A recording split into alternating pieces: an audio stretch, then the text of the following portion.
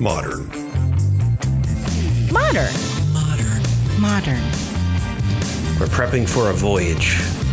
Modern. The force of an old-fashioned equals whiskey mass times bitters acceleration. Why don't you make that a double? Modern bar cart. What's shakin', cocktail fans? Welcome to episode 142 of the Modern Bar Cart podcast. I'm your host, Modern Bar Cart CEO Eric Kozlik. Thanks for tuning in to this remote interview episode where we track down the best and brightest minds in the spirits and cocktail world so that we can share their secrets with you. This time around, I chat with Nick Fisher, who runs the wildly popular Cocktail Chemistry YouTube channel. We're talking almost 1 million subscribers popular. This ain't no joke.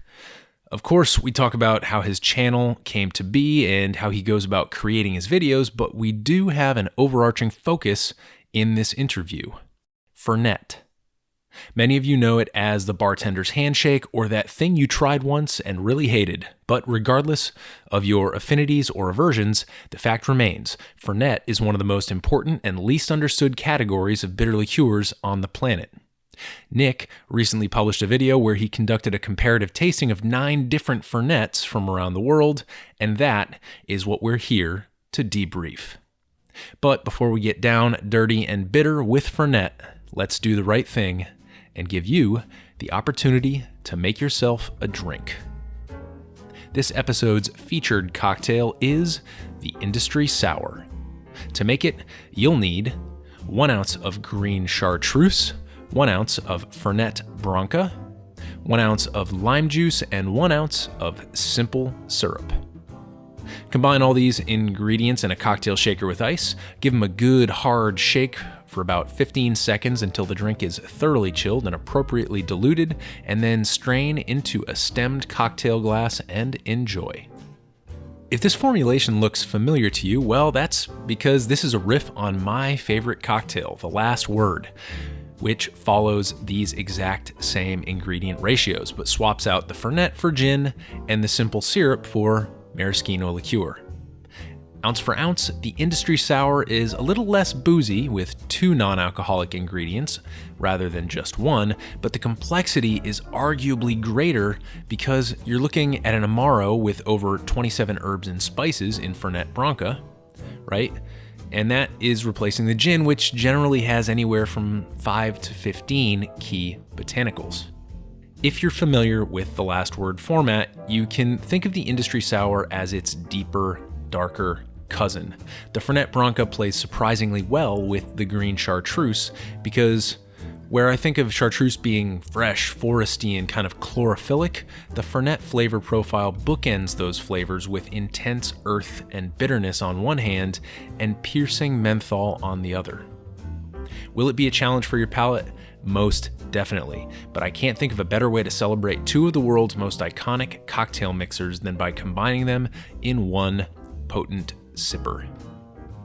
So, now that you've got an appropriately bitter and mysterious libation to keep you company, let's turn our attention back to the interview. In this amaro-driven conversation with Nick Fisher of Cocktail Chemistry, some of the topics we discuss include how Nick started his incredibly popular YouTube channel and how he organizes his videos by subject to appeal to different audiences. Why he decided to subject himself to a comparative tasting of 9 different domestic and imported Fernets. Where Fernet fits into the larger world of Amari and herbal liqueurs, and why it's a deceptively difficult category to define.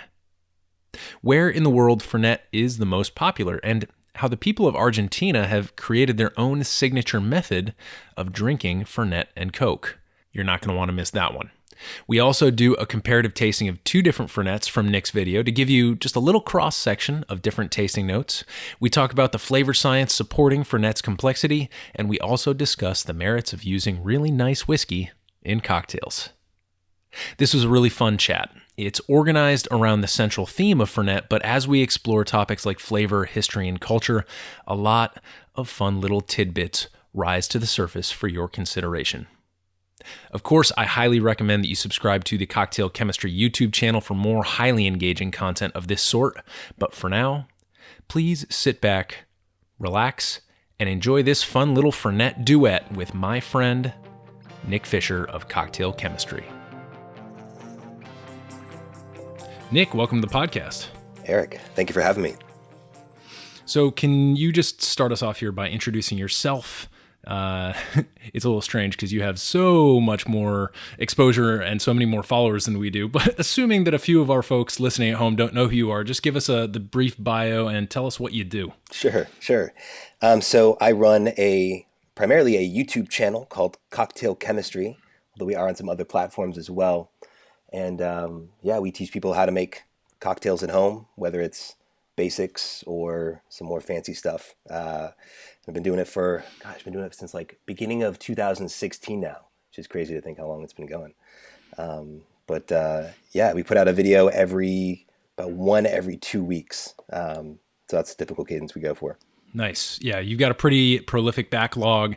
Everything from, as you mentioned, like the basics to some of the more high-end stuff where you're smoking things and creating ice spheres that you then need to break. I think the one video on your channel that you have pinned there, the kind of like intro video, kind of says it all. It's got an amazing highlight reel of just all the techniques and cocktails that you've put together. So I definitely will link. Don't worry, everybody. We're going to link to everything in the show notes. So if you've got any interest in heading over to YouTube, we'll hook you up big time. But how'd you get into the business of cocktails or begin recording yourself making them? Yeah, I mean, I'll try to give you the shortened version. But when I first graduated and got into the workforce, I was in New York in 2006, and that was like when cocktail renaissance was happening. And New York City at that time had employees only, and like a bunch of other staples were like just getting big around there. And so cocktails was always like a big part of my adult life, living in New York. And then moving out to San Francisco after that, I just started dabbling in making stuff at home. I think part of it's like trying to save a bit of money, instead of paying $15 for an old fashioned, I can just learn how to make this at home. I actually ended up taking a cocktail class at this pretty famous speakeasy out here called Bourbon and Branch. And it was just like my first intro to like the fundamentals of a cocktail. And so like how to make a basic sour and what that template is, or some spirit forward cocktails like a Manhattan, and like what a modifier is. And like things just started to get more interesting as you start to learn and make connections between different type of cocktails. And then, so I just was doing that at home for a while. And then when it started to turn into something I was recording was actually when I figured out this fun technique that you kind of alluded to earlier about putting a cocktail inside of a ball of ice. It was actually inspired by this drink called an old fashioned in the rocks that the Aviary bar in Chicago serves. But they use like a blast freezer, and it's a bit more of a scalable industrial approach. So this was basically taking like your standard ice ball mold, and for like a big mold for like an old fashioned, and then not freezing it all the way solid so that there's still ice on the outside but liquid on the inside, and then extracting the water, pouring the cocktail back into it, and then presenting it that way. And it's just like, it's totally all about the presentation. It's actually like not the most efficient way to serve a cocktail at all, but it would just blow my guests' mind, and friends who would come over and they'd never seen anything like that. And so I would always get asked how to make it. And I was just starting to play around with some videos on my iPhone. And at that time, I just used I sort of filmed it off the cuff and used the iMovie app on the phone to edit it, and use my earbuds to just do like voiceover and publish it from there. So it was really low budget, and that video ended up going pretty viral on Reddit, actually, which can drive a ton of traffic. And so it kind of all started from there, and I was like, all right, maybe I should like play around with this some more. And a couple other videos did well, and then I just kind of turned it into a hobby. Nice. Yeah. Gotta love that Reddit. Reddit can be a cruel mistress, but also a benevolent one if you hit the algorithm just right there. So when I think about this podcast, generally I have a couple of categories that I fit our episodes into. This would be considered an interview episode. We also have a Bar Cart Foundations series of episodes where it's more of like a monologue. of me kind of taking a deep dive, almost like somewhere in the vicinity of a how-to crossed with an audio essay of like citrus or ice or homemade liqueurs or what have you. And then we have our oddities category where it's things that don't quite fit in just as well into those other two categories. I'm wondering if there's categories that your videos fit into in a similar way. Yeah, definitely. Actually, at the pretty early days of my channel, I spent a good amount of time trying to think about like what is the structure of this channel, who is my audience, and I actually did some like surveys that I pushed out through my YouTube channel to like understand, oh, are people more interested in basics, some more advanced stuff? And honestly, it was like such an even split across all the different types of videos I was putting out. So I ended up just creating these different like playlists is how you structure them on YouTube. But there's really like the getting started, and that's like the fundamental like techniques of how to shake versus how to stir and why you do one versus the other, and things like ice and like adding salt to cocktails, like all these little tips and tricks that you should kind of like learn as you're getting started. Because I was trying to meet my audience where they were, and a bunch of people were just like really trying to get into making stuff at home. But then there's some people who really like some of the more advanced stuff. So some of that stuff like putting, a cocktail inside of an ice ball. Or recently I did these like cocktail pods that are sort of like putting a cocktail inside of like this sort of Tide Pod type, gelatinous membrane. And some people just like watching that, and some people like to actually get to that level and make that kind of advanced stuff at home. And then some people like to really just the 3-ingredient basic cocktails, teach me how to do something pretty easy. So there, I've got getting started. I've got basic cocktails that are like 3 or 4 ingredients. I've got advanced techniques, which are a lot more complex, involving smoke and some other, sometimes more expensive equipment. And then the other category does really well. It's called the Recreated series. So it's about like recreating cocktails from pop culture. So we'll make like, the White Russian from Big Lebowski, and then we'll do like a more like a fun riff on it. And people like that stuff just because it's very nostalgic. The way I see those videos is they're all sort of serving different purposes. So some of that pop culture stuff is meant to just like hook people a little bit, like get them interested. Oh, I've always wanted to learn how to make, like the Flaming Moe from like The Simpsons, right? So let's see this guy's take on it. And then hopefully they come in and they get interested in making cocktails, and I kind of funnel them down like the more basics and getting started type stuff. So that's like the general structure that I go for. But honestly, I'm always branching out and trying some new stuff and trying to keep it fun. Yeah, for sure. I noticed that you recently did a series on Harry Potter cocktails. Oh yeah, I did like the butterbeer from Harry Potter. Yeah, that was fun. Yeah. It's always fun to kind of take like, because these pop culture references, whether it's like the Pangalactic Gargle Blaster from Hitchhiker's Guide or like butterbeer from Harry Potter, like there's always like something to kick off from, and there's some basic ingredients, but then there's also a lot of room for interpretation, and so it's fun to kind of dive in and do your research and think, all right, if I'm gonna make like a butterbeer foam, like how would I do that, even though like the specs were not provided for me in the books, right? So it's a nice little creative exercise. It totally is, because you get to ask that question. You get to say, okay, like what are my materials? Like what are literally the raw materials that I have to work with? What are the gaps I need to fill in? And how do I fill in those gaps in a way that's respectful to my source of inspiration, and also in a way that also kind of advances the conversation when it comes to flavor. I love that. So the reason why we're here today is, of course, to talk about videos and all the cool stuff that you do. But one video in particular really struck me on your channel because it was something that I'd actually been meaning to do for a while myself, and not even necessarily to video, but just to gain more perspective on the world of spirits and cocktails. And that video was a comparative tasting of 9 different Fernets.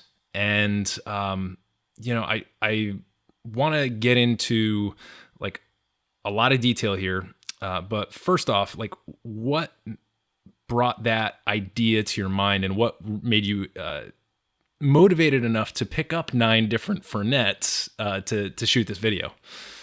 It's a very good question. There's a couple reasons. One, being in San Francisco, Fernet is like a staple spirit out here. It's sort of like one of the bartender's handshakes out here. But also, I find that like the best way to learn about something I'm not super familiar with is to force yourself to teach it to other people.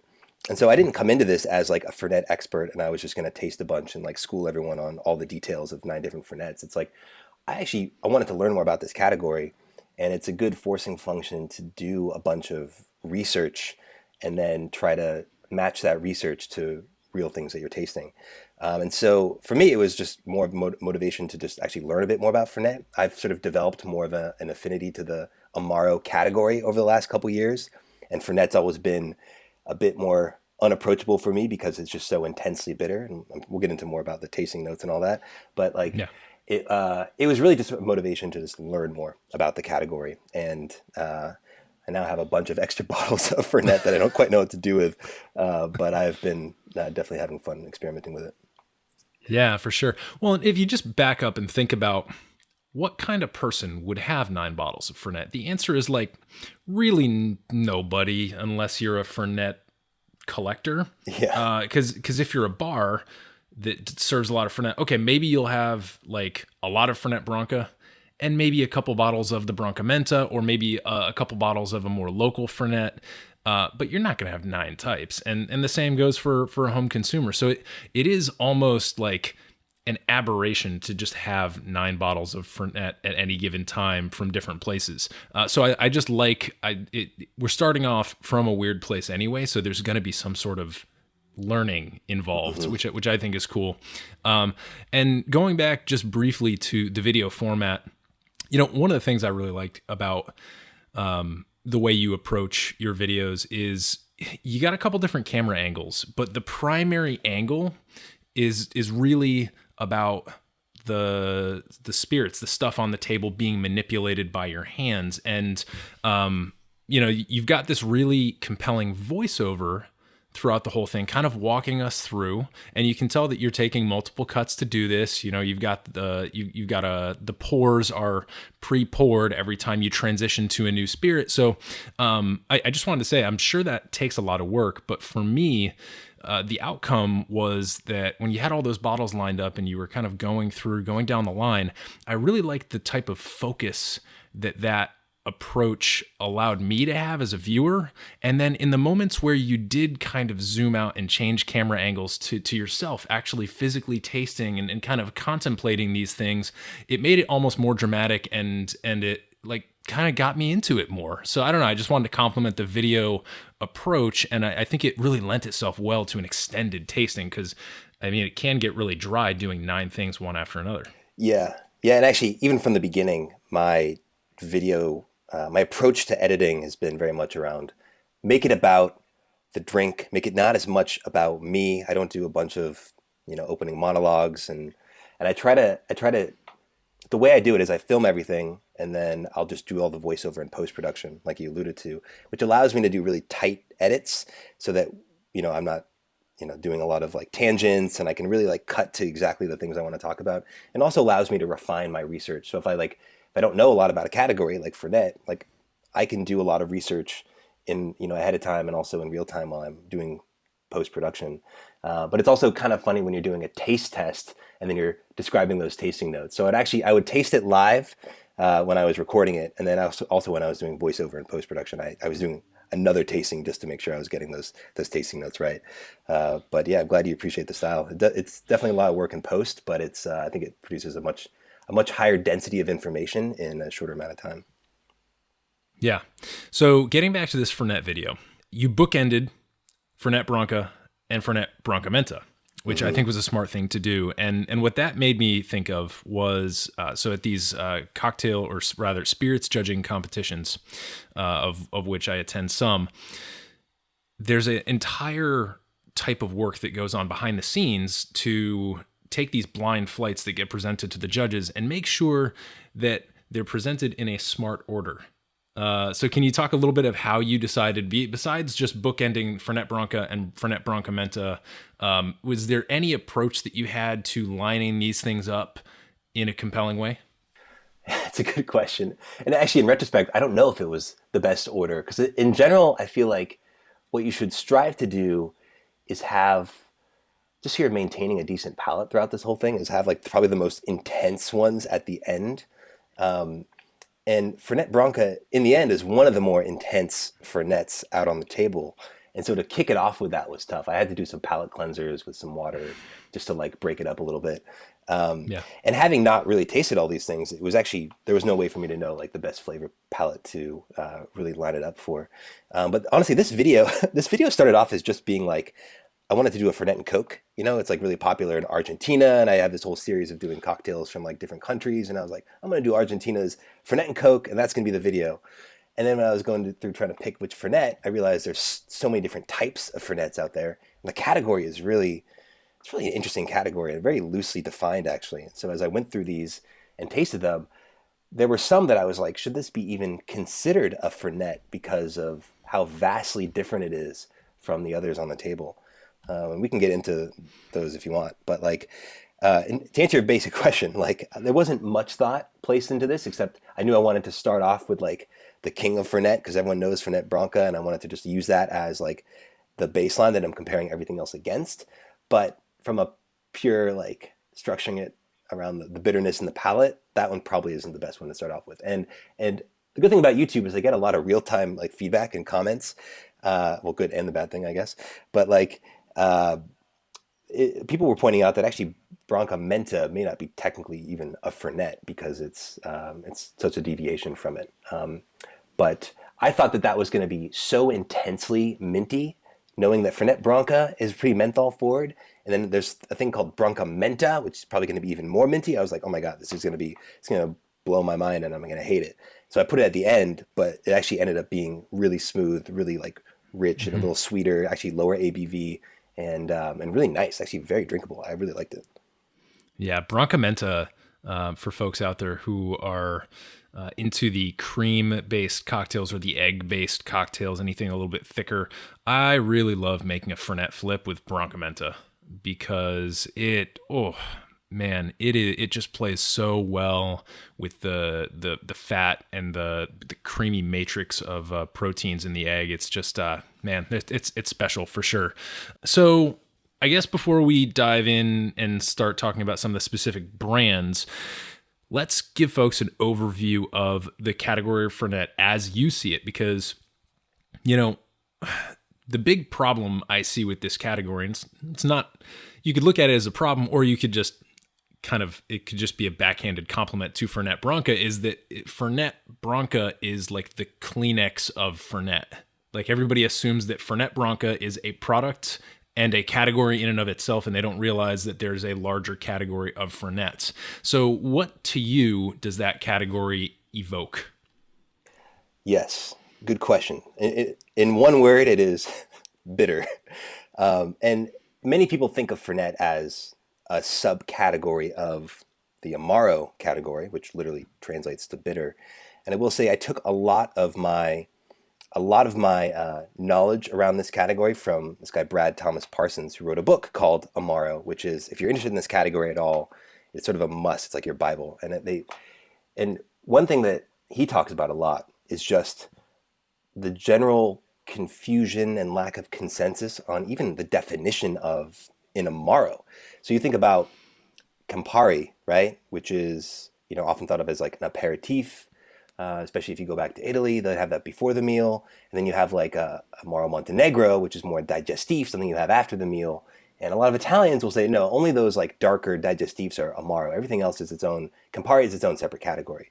But like, that's not a consensus. Like a lot of bartenders, including Brad, will say, well, any of those bitter spirits should be classified as an Amaro.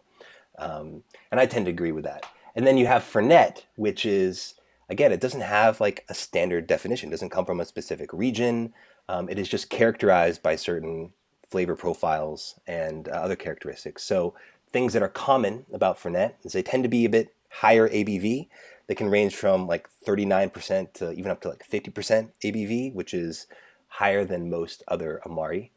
And then it also tends to be much more bitter. So the bitter profile is much higher, and you see more common different types of things that make it bitter, like aloe, myrrh, Chamomile is often thrown in there as well. That's not really a bitter agent, but that's like a common flavor you see. So very bitter, higher alcohol. That's generally what I think of when I think of Fernet. And like you said, Fernet Branca is what most people sort of think of as that is Fernet, but there's a ton of different brands out there now. Fernet Branca actually wasn't even the original Fernet. I think it was Fernet like Villette or one of these other ones. It goes back even further in Italy. But they're a marketing powerhouse. So they're the ones that are by far the most well known, and most cocktails are built around that as the Fernet ingredient. Right, right. Now, see, to me, when I think of Fernet, I also think not necessarily of mint per se, and we might get to this when we talk about the Leopold Fernet, but some sort of mentholated flavor. Now, like rosemary could be a mentholated flavor. They kind of like that sappy, fresh, green flavor. And obviously, a lot of these Fernet producers are sourcing a couple of things. Obviously, they're sourcing spices. And this brings us back, of course, to the history of the Italian spice trade, how the Genoese and other, the Sicilians, the Genoese, a lot of different Italian city-states post-Roman Empire especially really took to the Mediterranean Sea and tightly controlled that spice trade. So, of course, we've got this huge legacy of just availability of spices coming from the Silk Road to the west, and then of course the rich alpine and forested regions, especially in northern Italy, where a lot of these Fernets are made. So we've got this kind of collision of exotic spices and also like the alpine backdrop, which just just some of the things that grow in that region are just tremendous when it comes to either medicinal or just flavorful herbs. And of course, we can't really get away with failing to mention that all of these Amari, however you choose to classify them, were kind of the medicine of their time, right? Yeah, I mean, there's some, I think it's pseudoscience at this point, but there is some discussion around that it helps you digest things. And my understanding is that the belief is that the bitter elements actually are treated by your body as like a poison. Like we're generally repelled by bitter flavors, and it's because it's meant to protect us from things that are poisonous that tend to be bitter. And so by treating it as a poison, it's meant to like expel things out of your stomach more quickly, and so help you digest some things. I don't believe there is science to back that up, but it's a good story. But yes, like you said, it is always seen as more medicinal. In fact, during Prohibition, Fernet Branca was actually one of the few legal spirits in many parts of the U.S., including in San Francisco, which in part contributed to its popularity, because that would be one easy source of getting alcohol. And you mentioned menthol. Yeah, menthol is one of those very common flavors. As I was going through this, it was often how mentholated was it? And yeah, Fernet Branca is just like a menthol bomb. Yeah, so I've actually got a glass of it here, and it's what I realized is I was like, oh, of course, we'll taste a couple of these on air, right? Great. What I realized is that when I drink Fernet, I've had enough of it at this point where when I taste or smell it, I'm like, oh yeah, Fernet. And I'm not picking out these individual flavor notes. So I think for me, this is just good practice to kind of like kick the habit of just saying, oh, just that's Fernet. It kind of tastes a little bit like this. And so I'll give it a nose here. And you really do. You get almost like a lemony note and some distinct mint on the nose with Fernet Branca, and these have been sitting here airing out for quite a while now. So a lot of the more volatile aromatics have blown off, but it's and you also get a bit of this bitter smell. Now, to me, that's a bit of a mind tweak because bitter is a taste. It doesn't really correspond with anything, but I do make bitters, and thus have had the opportunity to stick my nose into a bag of gentian root, and you do certainly get a bit of that gentian quality, which it's a little bit woody, it's a little bit dry and dusty smelling. So those are the main things that I'm getting in the nose. I'm getting a little bit of bright citrus, a good pop of mint, and that woody kind of dusty note in the background, which I think to me is the most foreboding part about smelling Fernet, because there's really no way you're going to get around tasting that, and there's this weird little indication in the back of your mind that it's going to taste a lot more bitter and woody than it smells, which I think kind of follows through. What's your experience with nosing and tasting Fernet Branca? It's pretty similar to what you said. I mean, to be honest, I found it because of the high alcohol percent and the intense menthol, peppermint, spearmint flavors. It's I don't quite have the palate to distinguish all the subtleties. I know that, like, reading Brad's book, there's supposed to be notes of like chamomile in there and some other like herbs and spices, and I'll be honest, I don't really fully pick it up. It's so dominant when I drink it straight. Maybe I just don't have quite the sophisticated palate for all those things. But the thing that stands out to me is how intensely menthol forward it is, and the level of ethanol around it. But it's also interesting when you taste a bunch of these, they either come on strong and finish quick, or they kind of like drag out that bitterness over a period of time.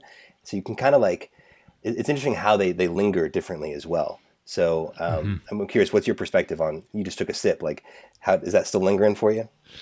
Yeah, it is. And it's so funny that you mentioned that, because that's exactly what I was going to address next. My friend, Paul McDonald, who runs a bar called Friday, Saturday, Sunday in Philadelphia, he likes to talk about this thing called a three-dimensional flavor experience, or disrupting the traditional linear flavor experience from the back, or from the front of the mouth to the back of the mouth.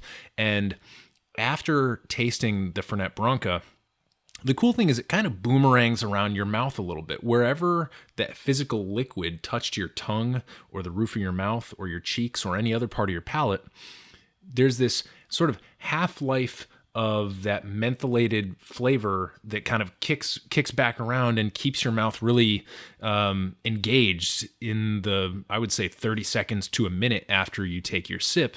And this ties back to something called chemisthesis. There's this nerve called the trigeminal nerve, and that's the nerve that's responsible for picking up sensations like heat, cold, spiciness from like chili oil or wasabi, for example, and then also like the cooling sensation from mentholated flavors. So I think it's really neat that inherent in this category, at least inherent in Fernet Branca, the kind of standout example of the category, we have this three-dimensional flavor experience that's not only taste and flavor, but also bringing in this third thing with this chemisthesis and the trigeminal nerve. Yeah, no, you've definitely got some good research there on the science behind what actually is triggering that. Yeah, it's pretty wild. Actually, I'm not one, even though I have developed more of a bitter palate over the years, I still can't bring myself to sip on Fernet Branca casually. I find it actually is really great in cocktails, because you're really, that flavor just is so dominant and comes forward. So you can really have some fun with experimenting it with, coffee or other like herbal liqueurs. It's really fun. So, yeah, but it's wild. Sipping 9 of these together was also pretty wild at the end. Oh, I'm sure. Yeah, and kind of the way that I use it on my home bar is a slower downer. So, for example, let's say I wanted to have a nice glass, like a nice 2-ounce pour of bourbon, and I realized it's like, man, this bourbon's really crushable. Maybe it's like a wheated bourbon and I just really like it. Is there any way to slow myself down and try to contemplate this a little bit more? I just turn it into a Black Manhattan. So you just add to your 2 ounces of bourbon, an ounce of Fernet, and there you got your classic Black Manhattan.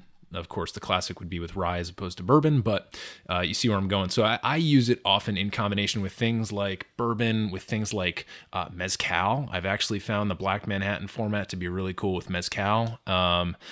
So I use it as a way to slow down and a way to get to know some of the other spirits in relation to Fernet, see if they stand up to it, see if they maybe kind of fall under the radar compared to the bitterness. So that's kind of how I use it behind my home bar. Yeah, it makes sense. Yeah, it's a good swap for certain modifiers like vermouth or other amaro as well. Yeah, totally. Mm-hmm. So we've got the Fernet Branca, and the one thing I want to mention before we move on here is that when you put this product next to other Fernets in a glass, one of the things that I notice is it tends to be much darker, almost opaque if you're not shining a light directly on it. I'm lucky enough to have a light right here, and if you put it right up to a light, you can see this beautiful dark, almost burgundy color, but it is very dark if you're not holding it directly up to a light. And a lot of the other Amari or Fernets that you spoke about in your video, I like that you took a moment to talk about the color, because I think that's something that a lot of people kind of breeze over when they're doing an evaluation of a spirit or an ingredient. But what I like about it is color can tell you something. And maybe you don't immediately know what that color is telling you, but I do think it does have some things to share in the overall evaluation of a spirit. So the next one that I have here to taste, which was also featured in your video, is the Fernet Leopold Highland Amaro, which was one of the more compelling flavors, at least in terms of your evaluation. So could you talk a little bit about how this product strikes you, especially being an American Amaro? Yeah, I was excited for that one. I really like Leopold Brothers. I actually have a lot of their products. I believe they're based out of Denver area, if I recall. But that one actually stood out to me for one particular flavor note that not everyone in the comments agreed with me, but I went back and tasted it again, and like I still hold true to it. So here's how I would describe it if I can remember. It was relatively sweet on the front, and more of a menthol back, which was interesting. Like some of these Fernets, it's just right away it hits you on the nose with menthol. But I felt this one was a little sweeter on the front, and then kind of eases into menthol. But I did get a distinct flavor of like weed when I drank it, actually. And I wasn't like trying to imply that just because it's, from Colorado, they're probably throwing that in there. Something about whatever botanicals they mixed in there and herbs, like it definitely had that note to me. And I did a group taste test with some friends, and we all kind of had the consensus around that. But I'm very curious if you're getting any of that as well, if that is a comparison you feel you can make. Yes, I can certainly make that comparison. It's got a bit of a stank to it, and I'm okay with that. I actually, I like. I'm a Heineken fan. I like the slightly skunky taste of Heineken. So I can get behind something with a little bit of that funk to it. And to me, when I smell it, I get a couple of things. I get like a juniper note. For sure, like a really nice, freshly sourced juniper, and I have a feeling they probably threw in, like, being a Highland Amaro based in the U.S. I imagine they maybe threw in some spruce tips, which are this notoriously difficult ingredient to source if you don't live in a place where you can just wild forage it, because it's almost impossible to cultivate. And then I get like, and I think this is maybe where that stank is coming from. I get a little bit of like lemon verbena, specifically lemon verbena, and then also maybe something like a fresh bay laurel. And I think maybe the combination of some of those flavors and probably some stuff that I'm just not able to tease out as an individual botanical is what's creating that flavor profile. I definitely agree. I find it compelling. And one of the things that I noticed when I held up the glass of the Leopold Fernet to my light here is there's a little bit of particulate matter in there. Now, certainly not enough, like you wouldn't even be able to see it with the naked eye. You really need to hold it up to a light and examine it closely.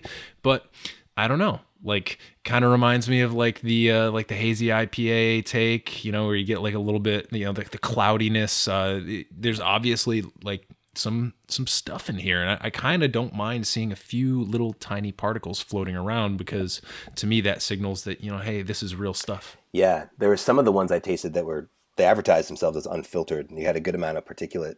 Some of them, the best ones I had, were actually that way. And I agree. Like this one was fun. What's nice about Fernet is, I mean, you don't need a sophisticated palate to realize like how different some of these are. It's not like you're tasting the subtle differences amongst like different bourbons. This is like, these things are wildly different from the ones I tasted. And part of that's due to there's not like a standardization around what this category is, right? There was one that I tried. It was one from the Czech Republic. It's called like Argelinek. I'm sure I'm not pronouncing that right, but this one was so much less bitter than the others. It was very sweet. It was really delicious, very drinkable. Some nice vanilla notes, very light bitter finish, but like not nearly as bitter as any others.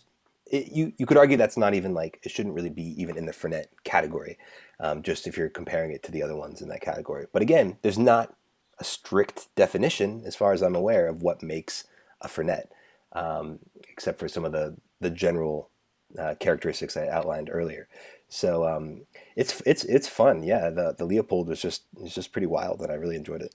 Yeah, same here. And I think like when you put the Leopold next to the Fernet Branca, you don't really want to use them interchangeably in cocktails. Like you couldn't just sub in the Leopold and get a product that is Right. even kind of in the same ballpark. It's going to be wildly different when you mix with it. Yeah, that's pretty spot on, and that's why I think, if a cocktail, unless it calls for a specific brand of Fernet, you're probably gonna want to use Fernet Branca to get the profile that the creator was going for, because there is such variation across the different formulas. Um, so you're spot on. You wouldn't easily be able to sub these. There were some that were quite similar to Fernet Branca, I will say. So like the Luxardo and even the Fernet Francisco, I thought were pretty similar. And I was suspecting maybe they were trying to keep it a similar flavor profile to the Branca, but delicious in their own right. Yeah. I want to loop back and comment on one thing that you were mentioning before about like the lack of consensus about like what Fernet is, the lack of perhaps like standardization or codification in the Amaro category. This is something that Souther Teague, who runs Amore Amargo in New York, talks about quite a bit. His podcast is called The Speakeasy. It's part of my weekly listening diet, so I highly recommend that anyone who's listening to this should probably go and listen to that. He's way smarter than I am. He always mentions how like the people say rum is the Wild West. No. Amaro is the Wild West. There are individual rum nations that have very specific laws, and it's most of the issues are about other countries respecting those laws. Fernet or Amaro in general just doesn't have a whole ton of regulations around it. So it really is this place where you break out of the mode of self-referentiality that you find a ton in bourbon. When you taste a bourbon, you're getting like a handful of flavor notes: caramel, vanilla, toffee, and maybe some fruit notes. And you're going to find that bourbon after bourbon after bourbon after bourbon. And that's kind of what makes it a bit of a self-referential category. But in Amari, and especially in Fernets, what we're finding here, it's not self-referential at all. In fact, it maybe even suffers from the problem at the opposite end of the spectrum. So I just wanted to highlight that, so that when people are thinking about a particular spirits category, you can also run that category through the question of, is this a self-referential category where things are gathering around a mean, or is this a category where things are at way different ends of various kind of spectrums? So I just wanted to pull that out and see if you had any thoughts on that. Yeah, I think it's also pretty spot on. I think there's pros and cons to the Amaro category being so undefined. You get so many interesting variations, but it also is confusing for the average consumer. I think it to some extent could hold the category back a bit without more definition. I think like you talked about revolving around a mean. Like I feel like that's what Fernet really is. It's like that's how I looked at this category. On average, you have Fernets that are higher ABV, they have a higher bitter profile, maybe more menthol forward. And then I tried that Czech Republic one I mentioned. It was so far away from the average of what the others were. I'm like, does that not mean it's in this category? But there's no one putting a stamp of approval on this is a Fernet and this is not a Fernet. So it's hard to argue against it as well. Yeah, for sure. Now, you mentioned the Fernet Francisco, which is the local San Francisco Fernet.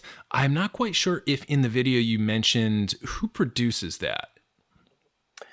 Yeah, it's a good question. I can't recall. I think hopefully I'm not getting confused with a different story, but I'm pretty sure it was like some kind of chemist and a and a Fernet enthusiast who met at like Coachella or something, and they kind of connected over their mutual love of Fernet, and then they decided to make one. I'm pretty sure that was the story around that one. I can't remember their names, but yeah, it was a local job, and it's I love supporting local, and I think they did a great job of making something that clearly is within that category and stands up to Fernet Branca really well.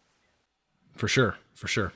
So let's move to the second portion of your video. And I realized in my interview questions I put Brazil instead of Argentina, which was a misstep on my part. But you mentioned earlier in the conversation that you not only tasted these Fernets by themselves, but also in the Fernet and Coke format. So could you talk about that format, maybe why it's so popular in Argentina, despite the fact that maybe most people in the U.S. would have never encountered this drink, and maybe how you made it. You used a very specific ratio in the video. Yeah, so Fernet, for a variety of reasons, is very popular in Argentina. My understanding is it has to do with a lot of the Italian immigrants who came over, and there are certain regions of Argentina that are just obsessed with this drink of Fernet and Coke. And there is a ritual around by which they actually drink it. It's a very social like thing you drink before you're going out. You're sitting outside with a bunch of friends. And what they do is they take like a 2-liter bottle, an empty 2-liter bottle of, something. They like cut it in half. So you just have this, what they call like a viajero, which is like a called like the traveler or something. It's like a jug. It's just an open jug. They take a lighter and they just sort of melt the rim a little bit to get rid of all the jagged edges. Yeah, so you don't cut yourself. Yeah, so you don't cut yourself. So you have this vessel, and there's a very standard ratio of 70% cola and 30% Fernet. That's sort of like a very standard ratio. Throw some ice in there, throw some Fernet, throw some cola, usually Coke, and pass it around. And that's sort of like your pregame down there. And it is, it's like a cultural obsession down there. And so the second part of my video was basically to run it back and try every one of those same Fernets in that exact same ratio with some Coke and some ice, and do a similar taste test around that, which was a fun experiment. Did you have any surprises or interesting findings from that? Because you mentioned during the video that like your palate after tasting 9 different Fernets is obviously like blasted. So in one respect, the Coke is, I'm sure, welcome. But in another respect, I mean, Coke is sweet and Coke is carbonated, which can throw you off a little bit. So I don't know. What were your findings from that? Yeah, I mean, honestly, there were no radical surprises. The overly sweet Fernets that I found with the direct tasting also tended to be like way too sweet, of course, in a Fernet and Coke. And honestly, like were significantly worse in my opinion, just because you're just adding something sweeter to something that's already sweet, like you mentioned, and it was just not very drinkable. So the more intense ones I found to be more enjoyable, the ones that really were a lot bolder, a lot more menthol forward. So I think my favorite actually ended up being the Fernet Francisco for that one. But I also really liked the Branca Mendte with the intense mint peppermint flavor.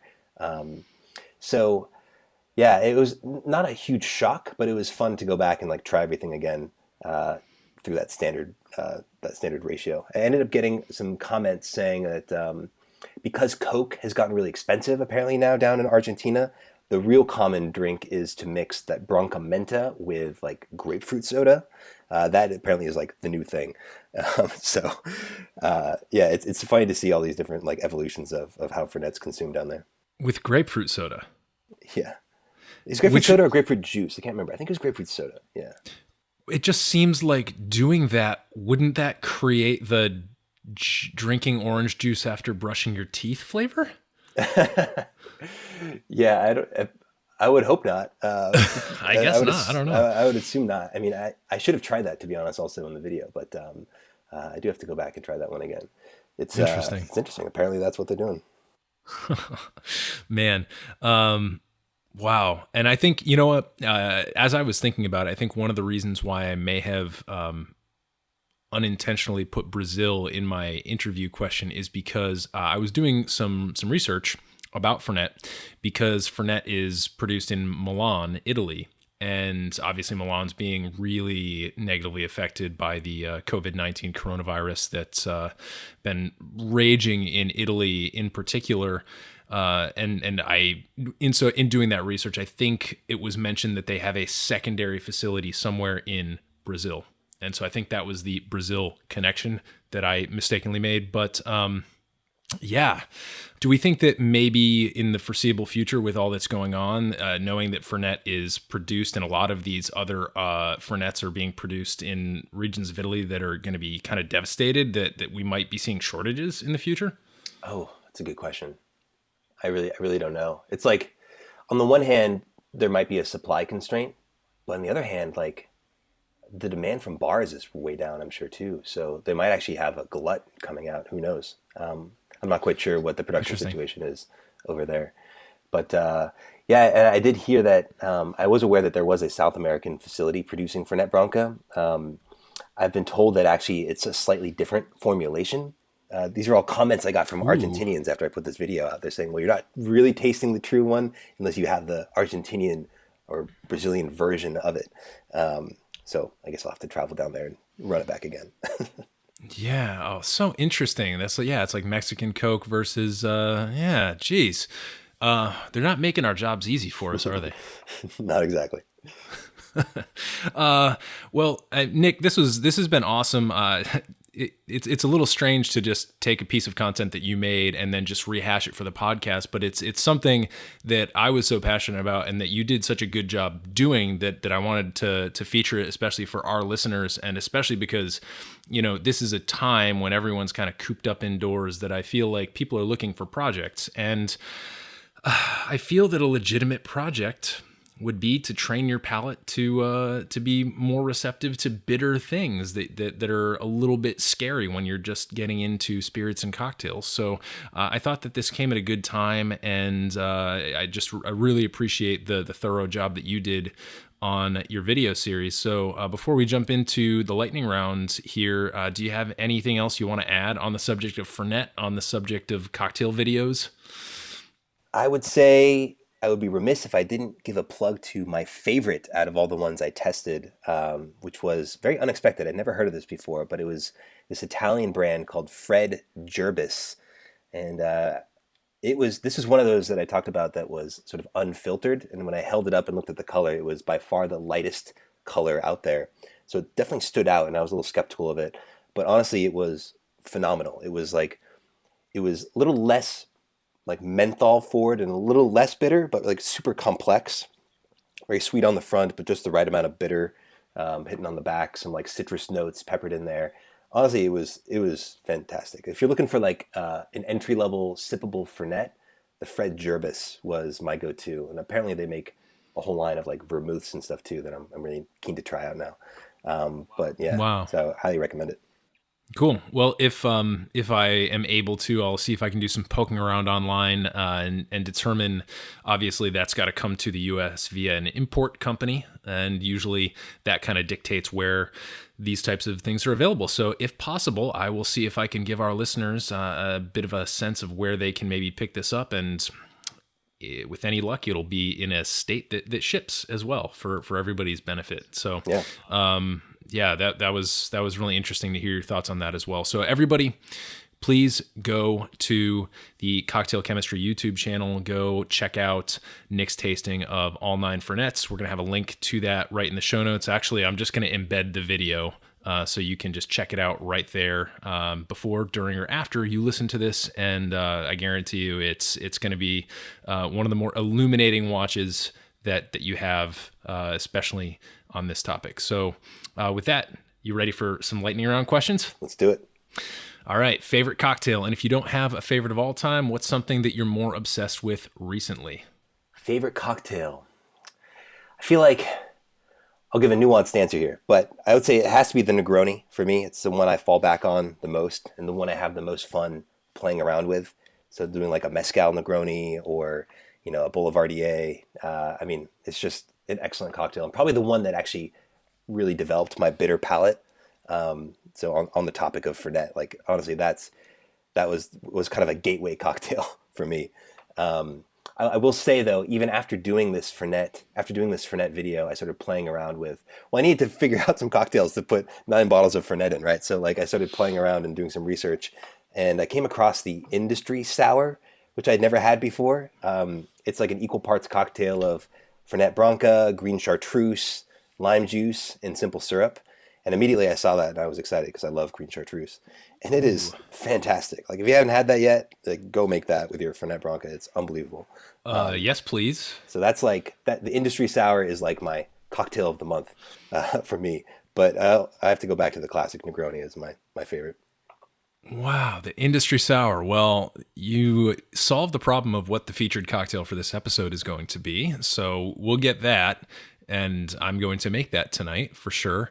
It seems like a last word, right? It's kind of like a last word riff where you're using the lime juice in the lime juice, and instead of the maraschino, which adds a little bit of complexity to that, you're actually taking a little bit of complexity away by using simple syrup, because you've got Fernet and chartreuse, arguably the two most complex flavor profiles available. Yeah, Yeah. You wouldn't want to add any more complexity to that. Last word is also a great one to play around with, but the comparison is pretty spot on. Yeah. So it's not the industry sour is not the best looking cocktail. I'll tell you, when you pour it, it's kind of looks a little brownish almost, but like if you can get past that, it's unbelievable. Nice. All right, man. That sounds awesome. If you were a cocktail ingredient, what would you be and why? Okay. I feel like, so I've got a bit of a sweet tooth, and I'm from Seattle originally, so like coffee flows through my veins. So I'd probably have to go with like a coffee liqueur. Ooh. And it's funny. One of my bonus videos I did after this Fernet tasting was some 50-50 shots. And 50-50 like industry shots are like great with Fernet. There's a ton of them out there. And probably my favorite right now is a 50-50 of Fernet Branca and coffee liqueur. So you can use like a Mr. Black, or like St. George makes a good one. But like honestly, it's a phenomenal shot. So I'd say for me, coffee liqueur, just because of I really love coffee and have a sweet tooth. Nice. Yeah. And also super versatile, right? Yeah, totally. Yeah. All right. Here's the Widowmaker question. Cocktail with anybody, past or present. Who would it be? Where would you go? What would you drink? Just kind of paint us a picture of your ultimate cocktail experience. That's a good question. I might have to go with like Ernest Hemingway, knowing that he had a good palate for cocktails. He's got some interesting. I think he has probably the most interesting stories of anyone ever. Maybe during his time when he was in Cuba, like go there and have like a Hemingway daiquiri with him, and confirm that he actually did like it that way. And there's a whole story around him, wanting it less sweet. And like, maybe I think he'd been having like diabetes or something, so he wanted it like a less sweet version of it. So I'd confirm that story, but also get a bunch of other stories from him. That'd probably be my answer. Yeah. And actually, there's a podcast called the Bar None podcast with Greg Benson, who is kind of the fill-in for Damon Bolte on the Speakeasy, now that Damon is relocated to the West Coast. And his podcast, his most recent episode, I believe, is on the Hemingway daiquiri itself. So for any of you listeners out there, check that out. I've heard that it's very good. It's on my to-listen list for sure. So anybody who's a fan of the Hemingway daiquiri or Ernest Hemingway, check that out for sure. So next question. What is a common or traditional cocktail ingredient that you've never tasted, and why? And the example that I'll give is I've never had, oh man, now I'm blanking on the name. Di Serono. What is that a brand of? Yeah, that's like what is that? Is that it's like a Amaretto. Yes, it's a type of amaretto. Yeah. So I've never had an amaretto. Yeah. You've never had an amaretto. Okay. Correct. Yeah. And it's because of the Di Serono commercials. When I was a teenager, and they would like market it like perfume, and they just have this disembodied voice whispering Di Serono while beautiful people make out. Yeah, it was kind of cringy back then. I don't think I've ever had that either, now that you mention that. I do have some amaretto, and actually I got some amaretto to make Jeffrey Morgenthaler's amaretto sour.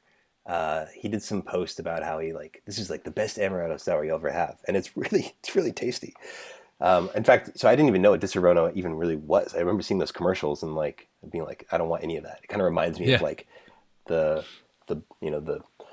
the dark days of the cocktail world. And my answer is probably similar. I've never had that like bright green like Midori liqueur, Ooh. right? Like the Midori sour stuff.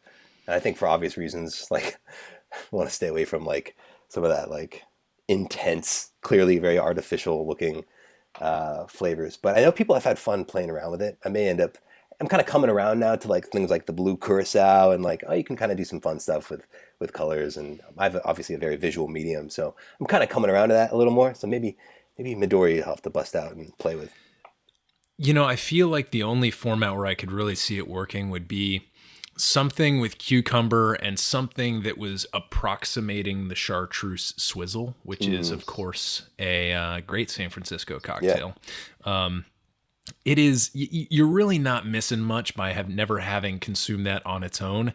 It's obnoxious and loud in a lot of ways, but yeah, I think it's one of those challenge ingredients where you got to be like, all right, this is what we got to work with. This is like chopped style cocktails. Right. I've got my secret ingredient is Midori. Yeah. All right, how do we make this palatable?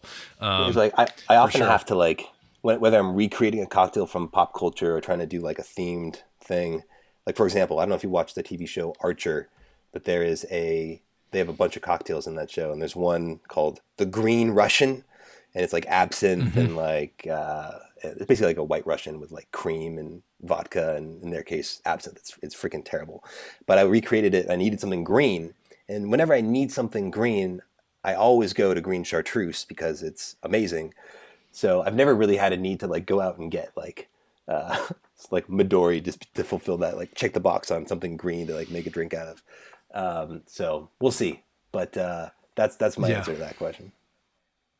Whew, okay. Last question in the lightning round here. What's a controversial opinion that you hold in the spirits and cocktail space? Yeah, so being active on Reddit and YouTube, I get a lot of comments that are like, if I do something that they don't agree with, I hear about it right away. So it's nice real-time feedback. I would say the one thing I stick to my guns on is using like really nice whiskeys in old fashioned.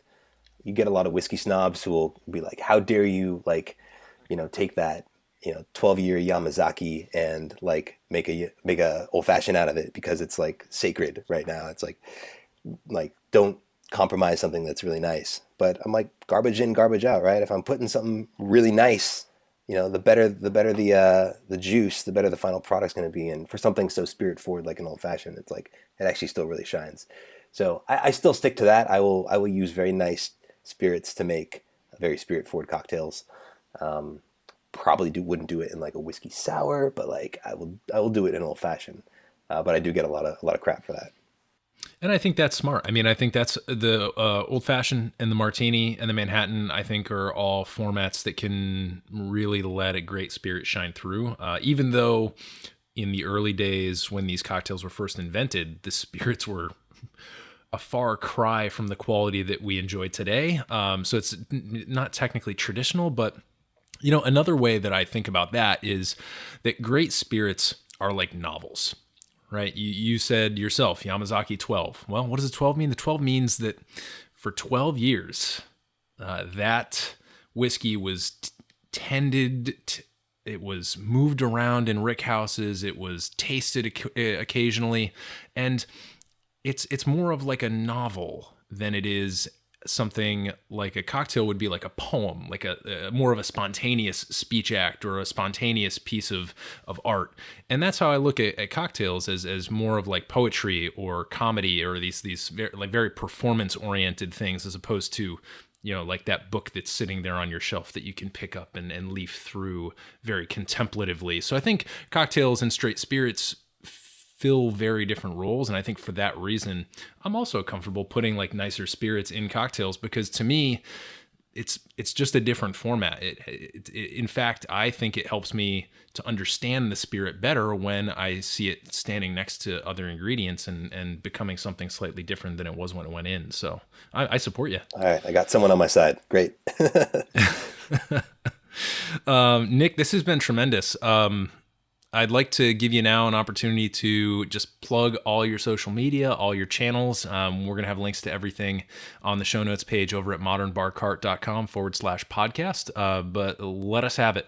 Cool. Yeah. So my main medium is YouTube, Cocktail Chemistry. You can just search for me. You'll find me. Post all my recipes as well on cocktailchemistrylab.com.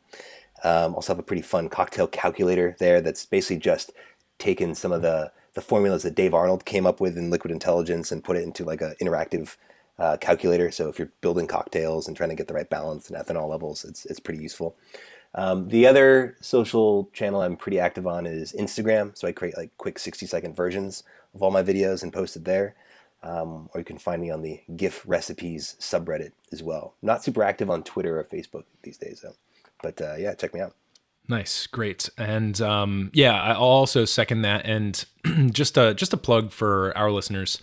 It seems like you have like a lot of Amazon affiliate stuff set up through your website, and so you've got great little kind of rundowns of like, hey, here's your starter stuff. Here's different tools that I find really useful and that you've featured in your videos. So for folks who are interested in maybe building out their bar or picking up some bar equipment, I think a really nice thing that you can do for Nick is actually to, before you make your purchases, check out cocktailchemistry.com. And when you follow those links, you're actually going to be helping to support him and his content. And if you learn something from this podcast, I think, it doesn't cost you anything to click through to Amazon from his site. So I think that'd be a great way to give us a little virtual thank you for all the great insights he's given us here and on YouTube. Yeah, I appreciate that. And I would also just say during these times where bars are really struggling, try to make sure to support your local bars as you can. A lot of them have GoFundMe set up. A lot of them are doing takeout. A lot of them are selling gift cards. So do what you can to support local or donate to the USBG relief funds, which are trying to support people in general to make sure they have insurance, make sure they still have a salary, and get through these tough times. Yep, absolutely. It's on us as bar patrons to kind of think about creative ways to do that because everybody's strapped right now. So I believe you've also got a link in the banner on your site right now for some of that USBG stuff. Yeah, I just did a bit of a little fundraiser video where I made a bunch of quarantine cocktails and donating all proceeds to USBG and also encouraging everyone to support local where you can right now. So nice. Yeah, check it out. Cool. Well, Nick, this has been phenomenal. I hope we have a bunch of new Fernet fans on our hands here. And I just want to say thanks for being on the podcast. Yeah, thanks for having me, Eric. This was fun.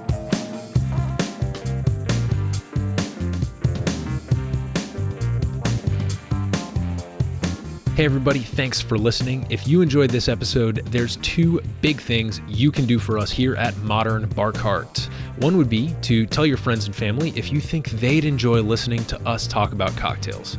And if they don't download podcasts, they can always stream our episodes on their desktop directly from the show notes page at modernbarcart.com. The other thing you can do to help would be to head on over to iTunes or wherever you download your podcasts and leave us a review. 5 stars are great, but we're more interested in your feedback. And the beauty is, the more reviews we have, the easier it will be for other folks out there to learn about our show. We're trying to start a cocktail revolution here, and by spreading the word, you're helping us fight the good fight. You can always reach us by emailing podcast@modernbarcart.com if you're looking for cocktail or bartending advice, or if you're a pro who would like to pull up a mic and be interviewed for all to hear. Also, definitely follow us on Instagram and Facebook at Modern Bar Cart for cocktail porn, recipes, and entertaining tips. And keep an eye out for new product releases and special offers, which are happening all the time. We love our listeners, and we really enjoy giving you exclusive discounts and sneak peeks at our latest and greatest cocktail projects. This episode may be over, but for you, the mixological fun and adventures are just beginning, so remember, folks, drink responsibly and experiment boldly.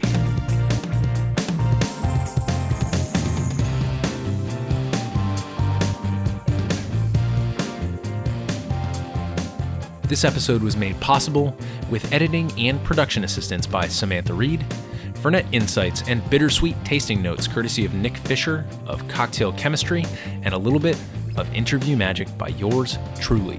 This has been a Modern Bar Cart production, copyright 2020.